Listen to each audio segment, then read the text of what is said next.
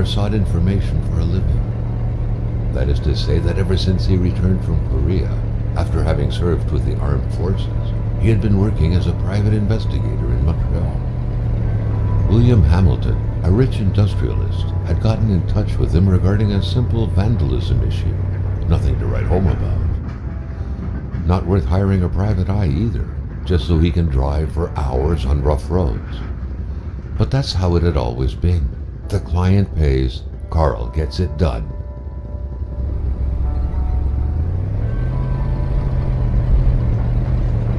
They had set up to meet at the general store, his client's business. Well, actually the entire village had William Hamilton's name written all over it.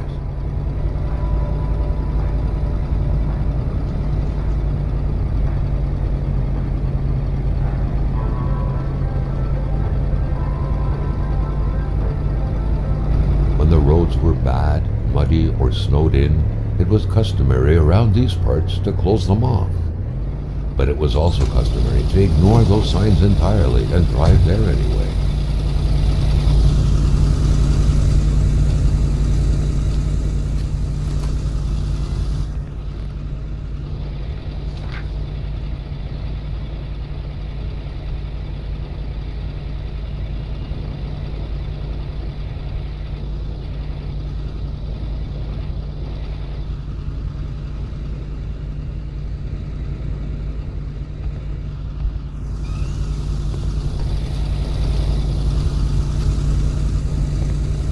Hamilton never mentioned a road-blocking barrier. Why was it needed here in the back of Beyond? That would, however, be a mystery for another day. Carl had waited long enough for someone to come and raise it. Still not a soul in sight. There was no point in waiting any longer. Carl had to figure this one out by himself.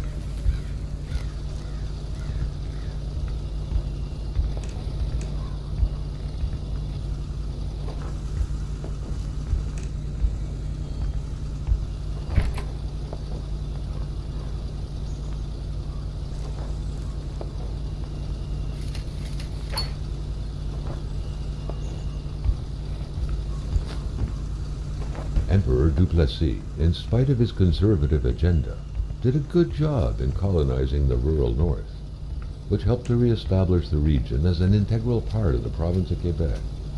The blue fleur-de-lis could be seen fluttering in the wind here and there, taunting the red Canadian flags on the other side of the province's boundaries.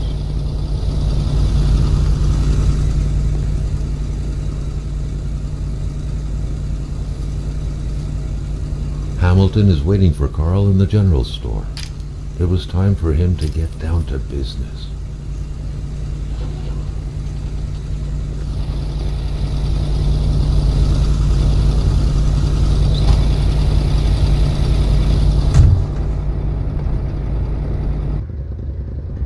William Hamilton enjoyed a lavish country house built in the very heart of the northern forests, not too far from here. The local populace was divided when it came to the affluent man. Some saw a wealthy philanthropist dedicated to improving the region's economy. Others an aging Englishman who would do anything to further his fortunes. And those ones hated him enough to go on about scheming against him.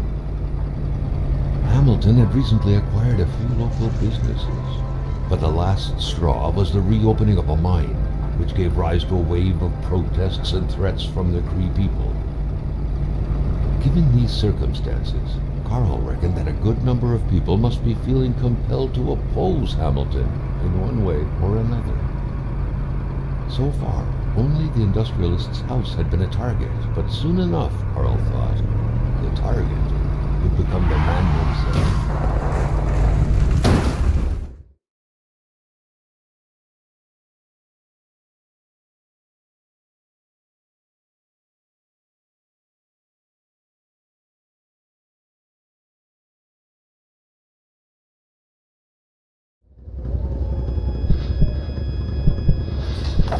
Carl needed to get out of there. The cold and the pain required urgent care.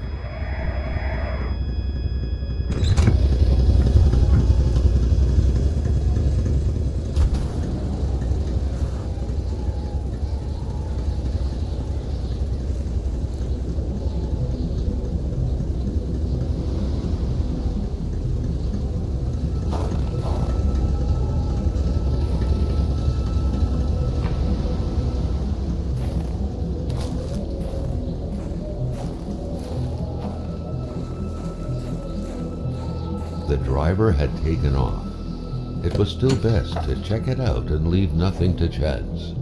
Carl needed help.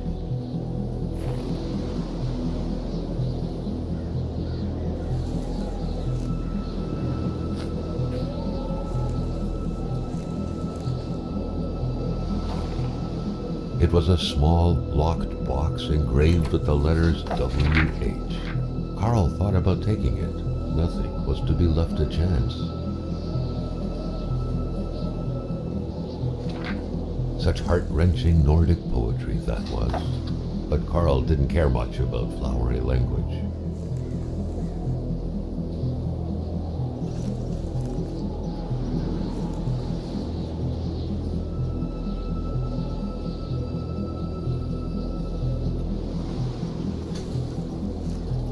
Carl wondered how long he would have to endure this skin-stinging cold.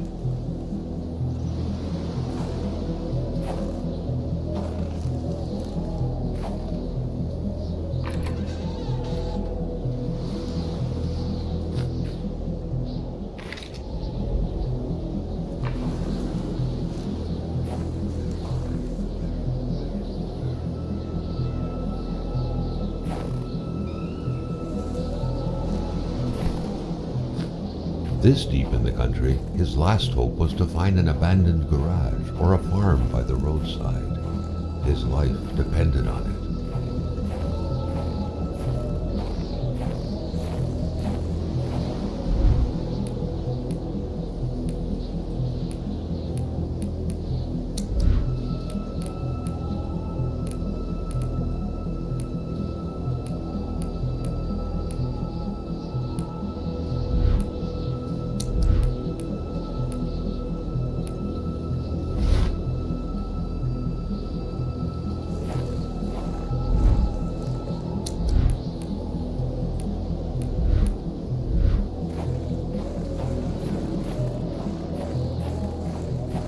Cold turned into pain.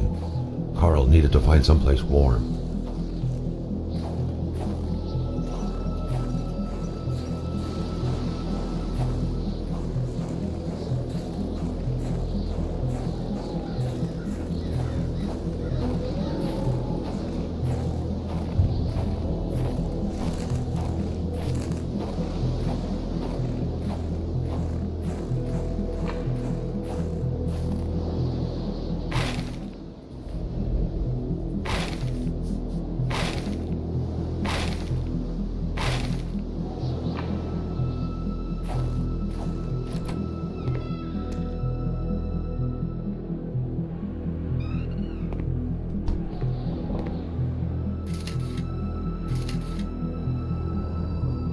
Even better than he had hoped.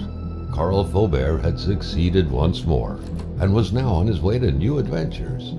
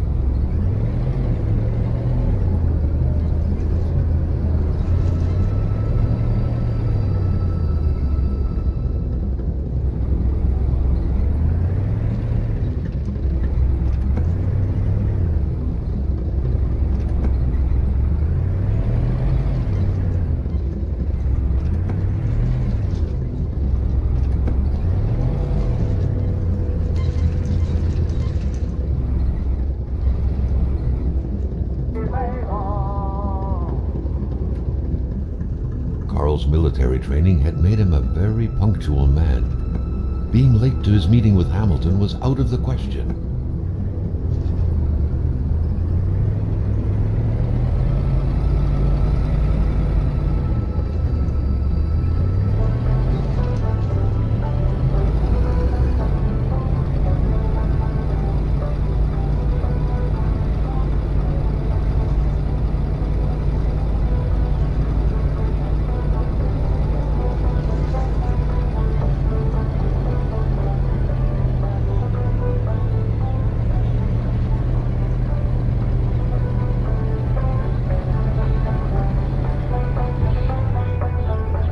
Spread out on a few acres of untouched forest, bellowing caribou, everlasting snow, and undefiled lakes. The Manistan region was no tourist hub. It was said to have been populated for millennia by Cree people, and ever since the industrial era, by the metal mining industry.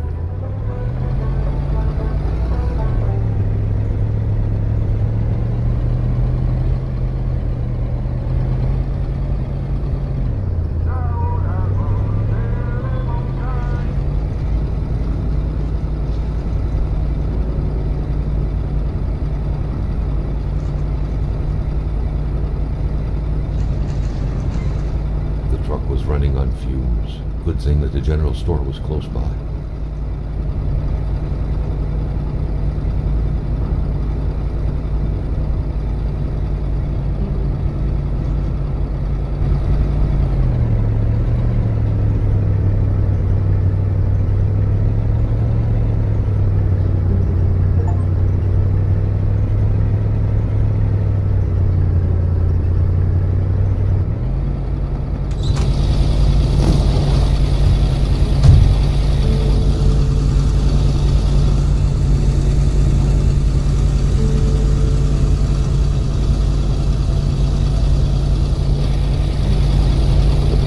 Surrender their divine nectar so easily. In all likelihood, they had to be switched on from inside the store.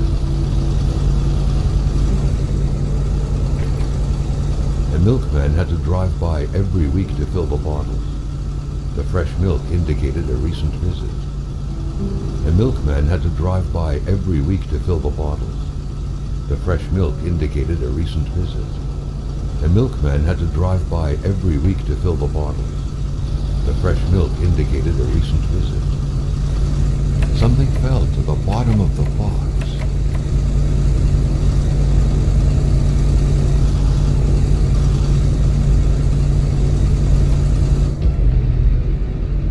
Carl had no trouble recognizing his employer. He had been killed. There was no need to be a detective to figure that out. But only a detective could have noticed that the killer had to have been very close. That the fatal blow had been given before the victim even realized.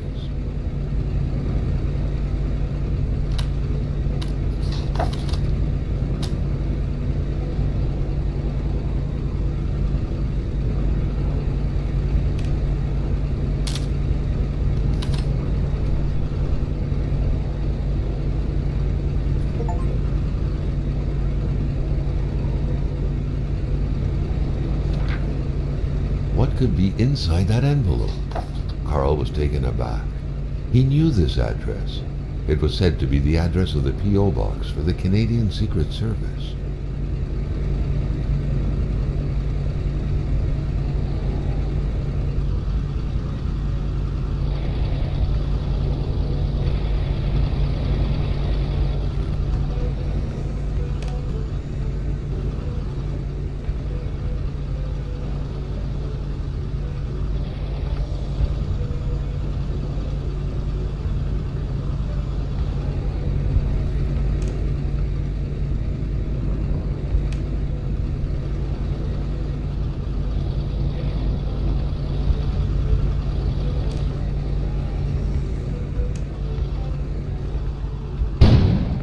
An explosion suddenly occurred outside.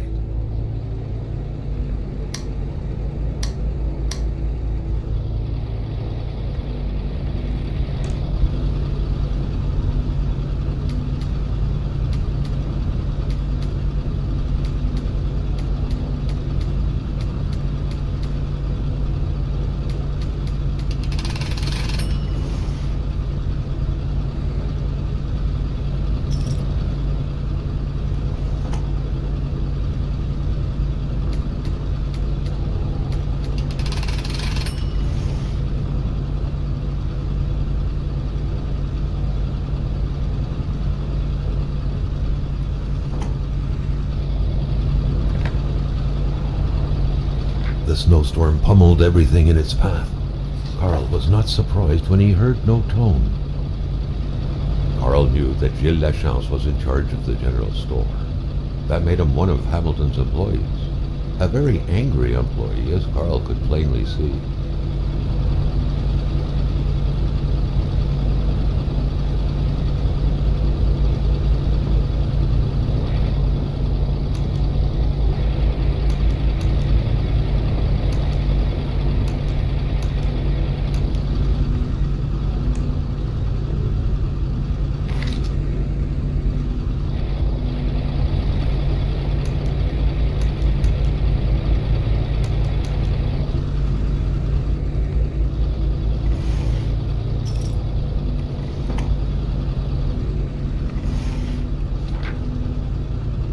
According to that log, it seemed like the whole village owed some money to the general store. Carl was far more interested in the bunch of nearby addresses he had just gotten his hands on, though.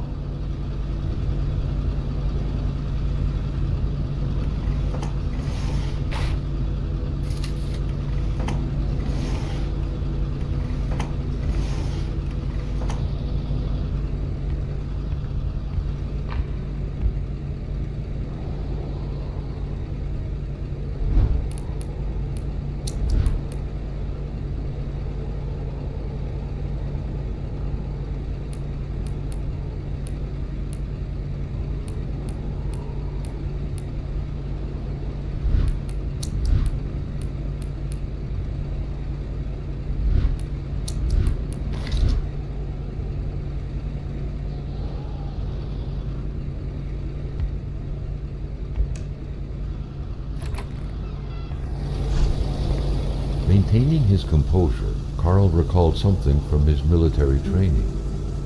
Wolves always stay away from populated areas. Wait, was it about bears? Carl was no electrician, but he could identify a wiring problem when he saw one.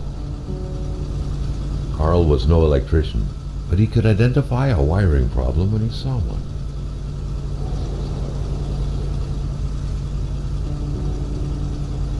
Carl was no electrician, but he could identify a wiring problem when he saw one.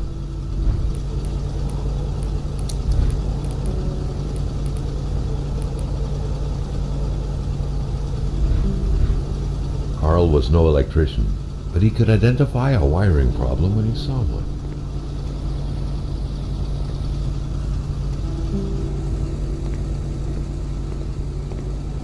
Carl was used to strange phenomena. But a chunk of ice like this, as if an iceberg came out of the ground, that was a first.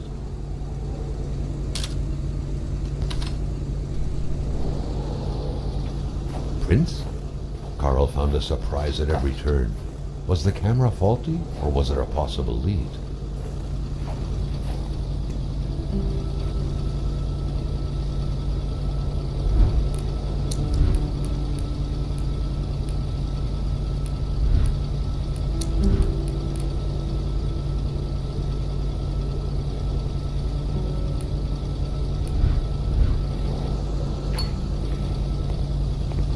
Carl was no electrician, but he could identify a wiring problem when he saw one.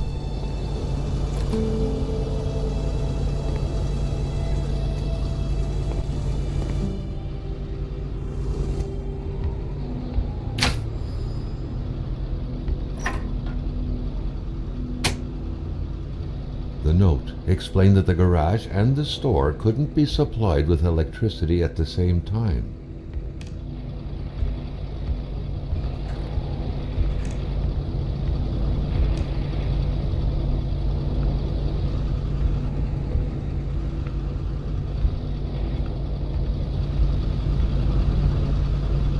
A radiator without power is as good as a wood stove without logs.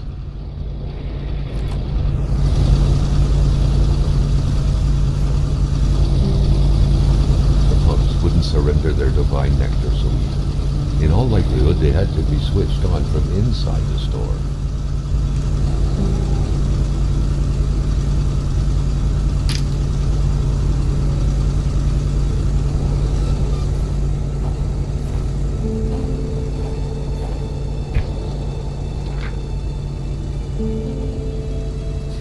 was in the air.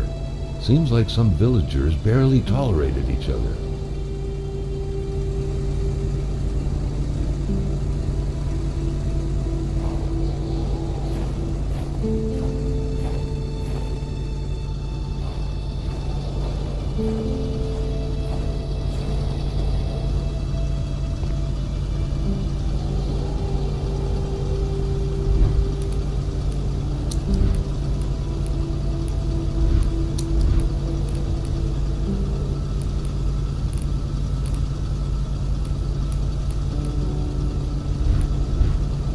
Carl was no electrician, but he could identify a wiring problem when he saw one.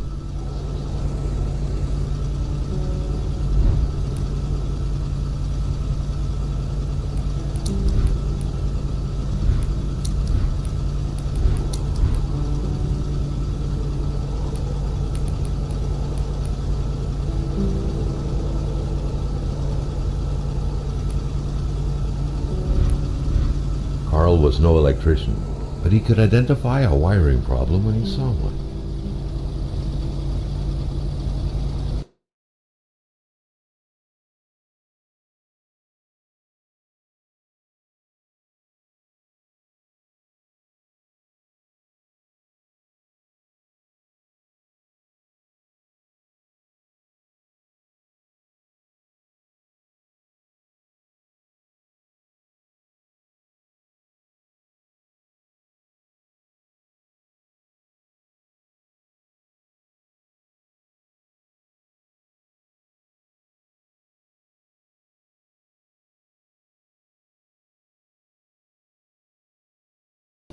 Nedir yani? Makinem var, kayıt da alabiliyor. Yoksa This deep in the country, his last hope was to find an abandoned garage. dağ gibi yeri yarıp gelen bir... Sadece bir yerleri... Ha yok. Ben... O ki... Çünkü hala bilmiyoruz ha. Benim dediğim görüş... Bu kadar ısın. Bence hiç fena biraz...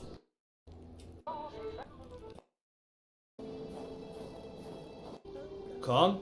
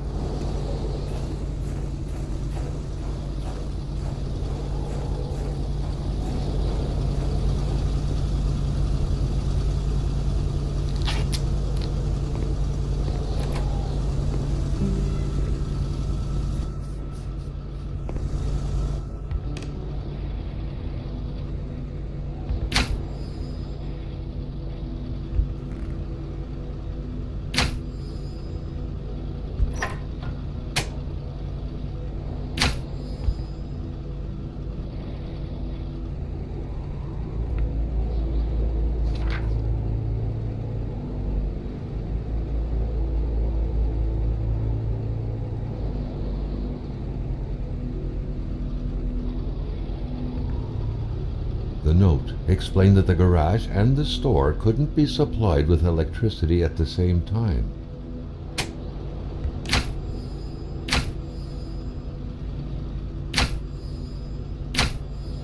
The note explained that the garage and the store couldn't be supplied with electricity at the same time.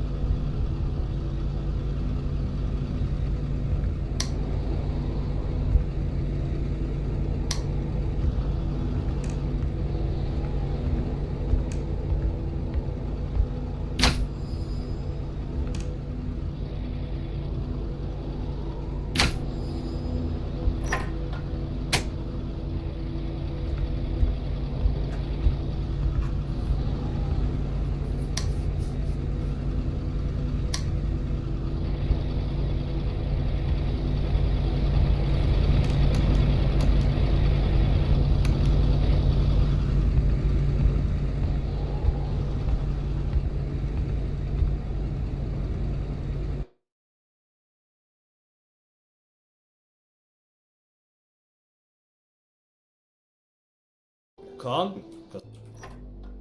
Hayır, powerline'dan değil lan. Jeneratörden. Jeneratör çalıştırmadım ki.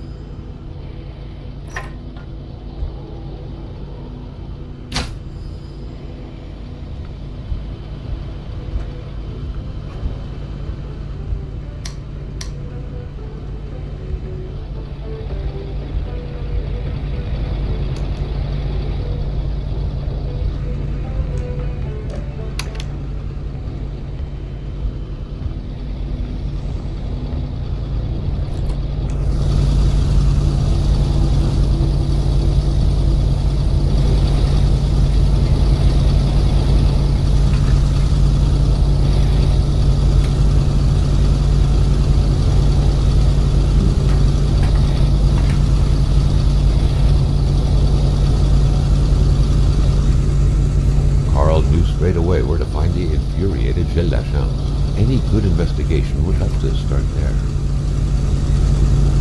The murder weapon. What was that doing there, Carl wondered. Hamilton must have been determined to keep some information secret to post this key. Shame he got unlucky. Everything made sense now. Poor Hamilton's denunciation was interrupted, and he figured it would be best to lock everything up and send the key to his correspondent, who would receive the box later on. Clever, but not enough. That's what happens to ordinary people playing spy.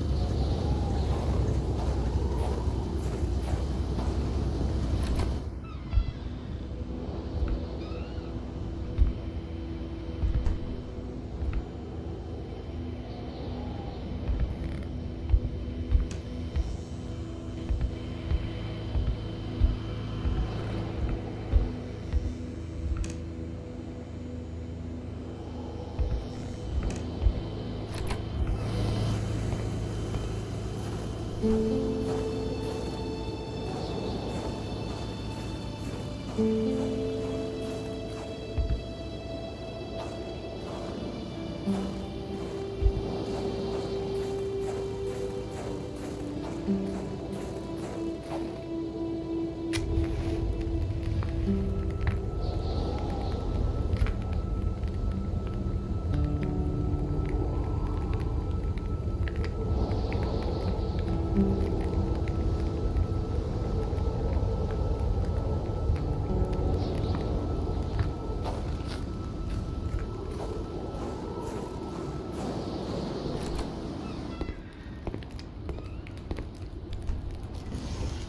crowbar was stuck under the lift.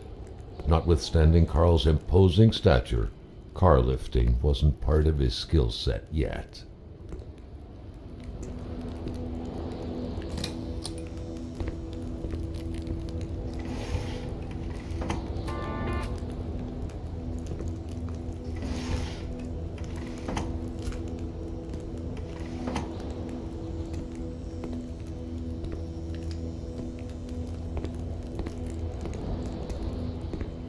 Carl was making progress, but the lift probably needed some more juice to work properly. The crowbar was stuck under the lift. Notwithstanding Carl's imposing stature, car lifting wasn't part of his skill set yet.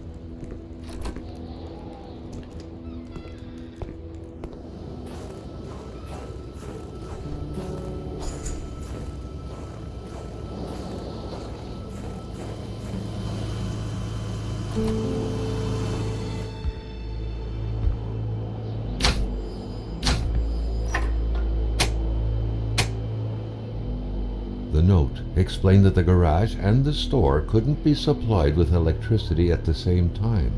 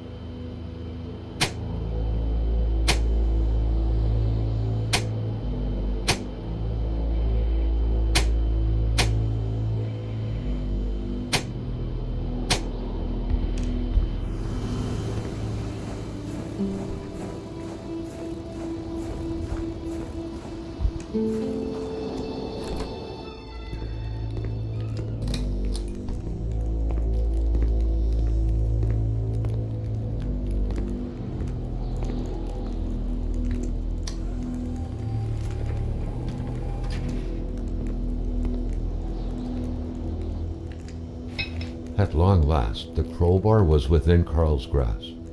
Surely it would come in handy at some point.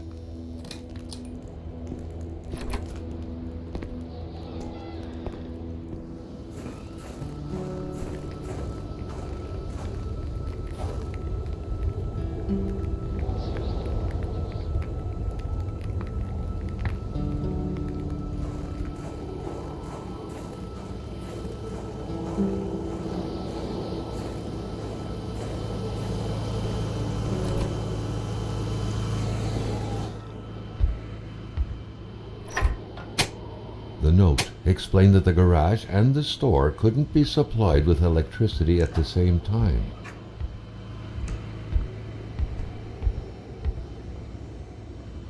Carl felt a chill down his spine and had a terrifying realization. If Hamilton was dead, then who was going to pay him?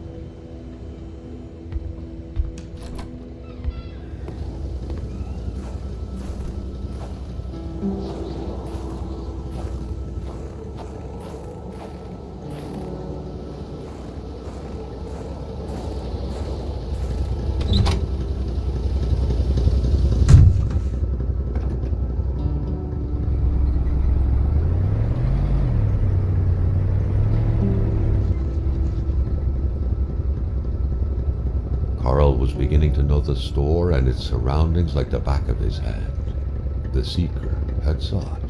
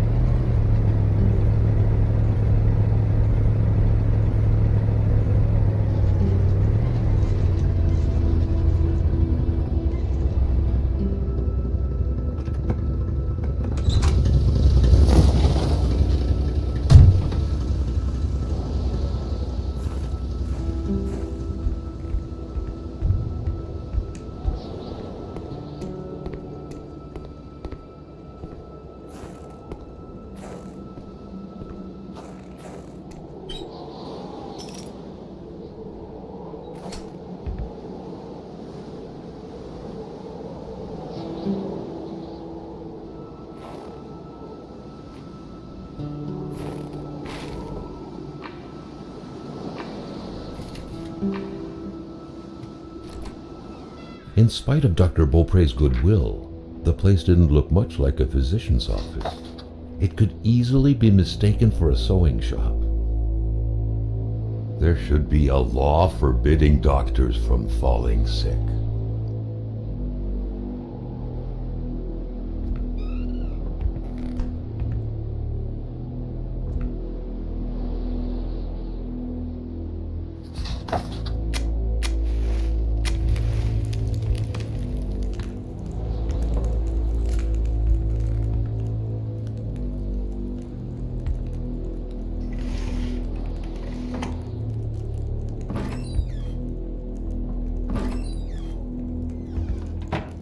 The injured could be recognized by the large stains of red, an informal nickname given to Merbromen, smudged all over their injuries. The good doctor, flanked by his beautiful spouse. Pure happiness captured on cardstock.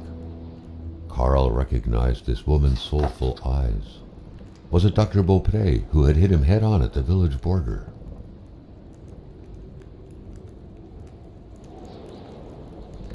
Doctors used light-reflecting frontal mirrors to look inside the patient's cavities.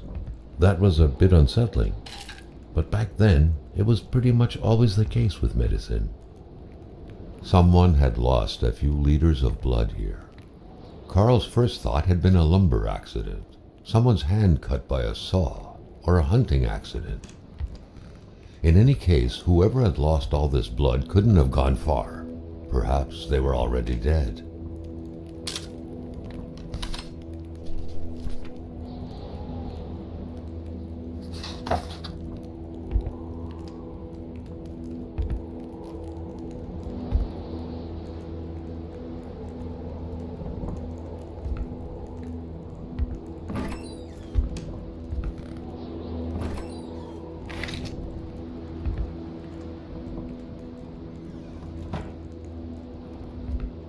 chamber pot. Fortunately for Carl, inspecting it wouldn't further this particular investigation.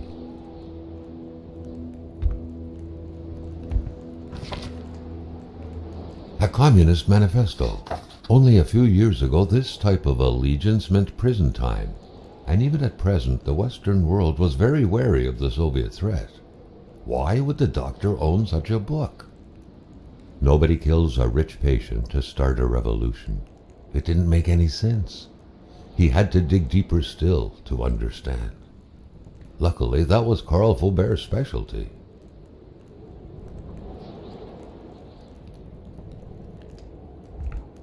Dr. Beaupre had done his medical studies quite far from here. He was surely one of the first students out of the new campus to settle on the mountainside.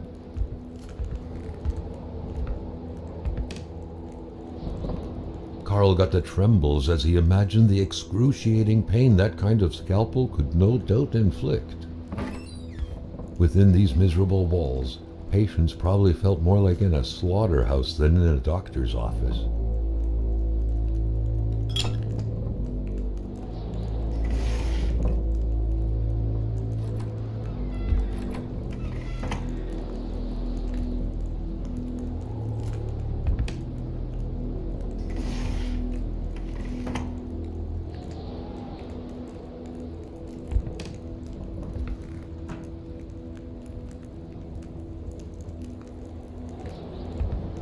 For the one-eyed, or for other vision problems, the eye patch was the way to go. For the one-eyed, or for other vision problems, the eye patch was the way to go.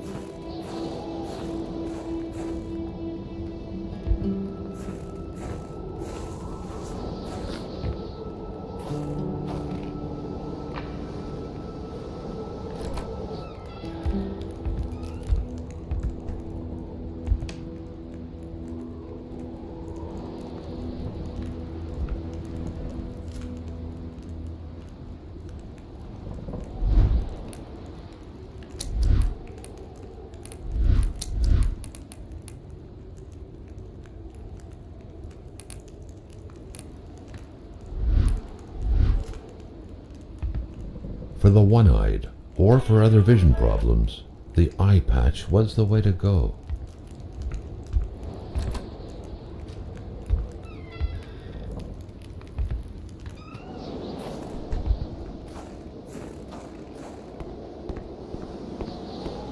Great care had to be taken searching this place full of oddities. Everything was important.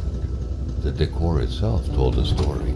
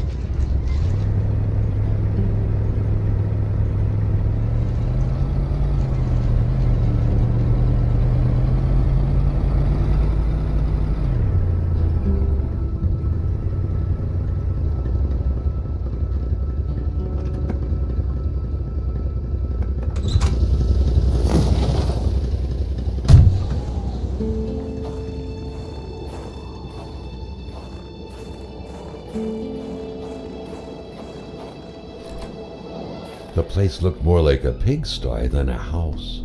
A heavy stench of curdled milk, cheap alcohol, and boiled cauliflower filled the air.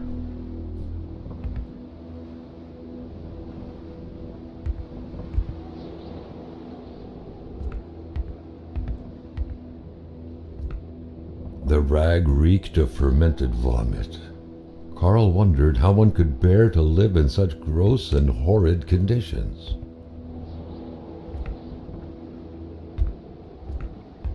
Carl figured this recipe wasn't meant to yield a refined nectar.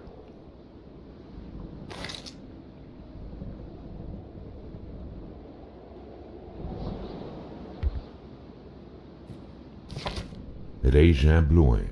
Seems like that pig had a name after all.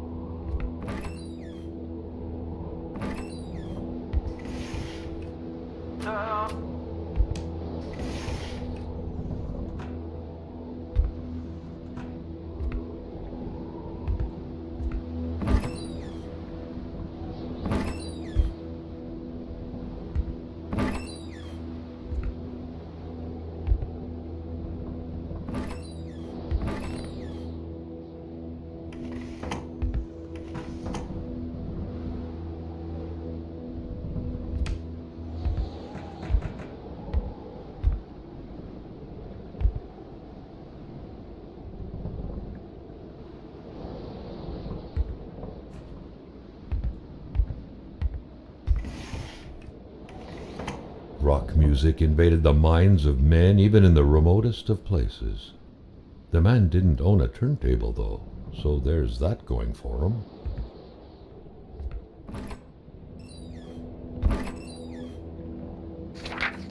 Back then, in Africa and elsewhere, people were ready to take up arms to stand against the yoke of English imperialism. In Montreal, mailboxes were blown up, abductions were carried out, and violent manifestos were distributed to media outlets. But around here, in the great northernmost, all a man could do is curse out loud against a faraway evil and pray for the revolution to arise. That man, by any reckoning, was from that very stock.